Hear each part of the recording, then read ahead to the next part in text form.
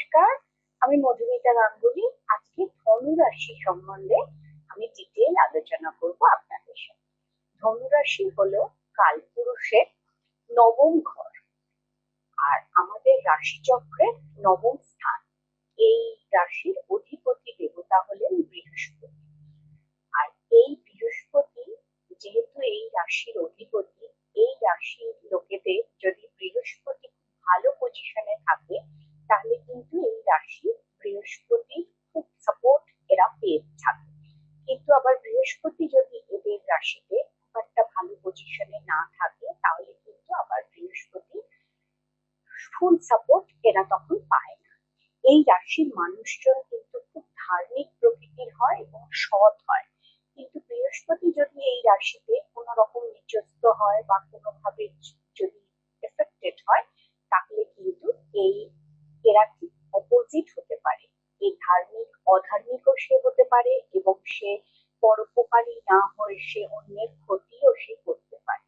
আর এই রাশির জাতিকারা সবসময় চায় সংসারের সমস্ত কিছু কাজ তাদের খুশি মতো, তাদের মতামত দেখে সবাই চলবে।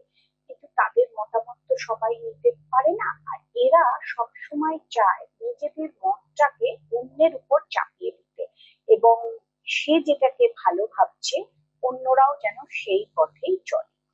এই এই রাশিতে বৃহস্পতি থাকে বলে এদের বন্ধু ভাগ্য ভালো হয়। কিন্তু আবার কোনো কোনো সময় দেখা যায় এদের এই একগুঁয়েমি ভাবের জন্য এরা কিন্তু অনেক বন্ধু হারায়ও।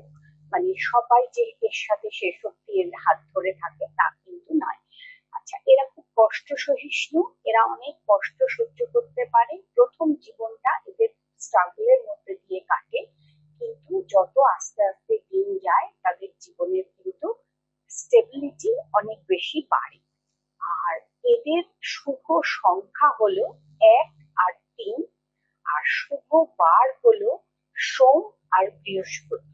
আর এদের সাধারণত লিভারের অসুখ, স্নায়ু সংক্রান্ত অসুখ, মানসিক অশান্তি, মানে মাথার অসুখ, অর্শ, তারপরে বিভিন্ন ধরনের বাত, এই ধরনের জিনিসে এরা কাবু হয়ে যায়।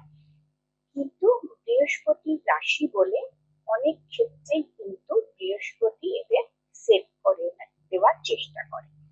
আশা করি যা বললাম তাতে আপনারা হয়তো অনেকটা উপকৃত হবেন। যদি ভালো লাগে শেয়ার করবেন, সাবস্ক্রাইব করবেন, লাইক করবেন। আর আজকের মতো তাহলে এখানেই শেষ করছি। নমস্কার।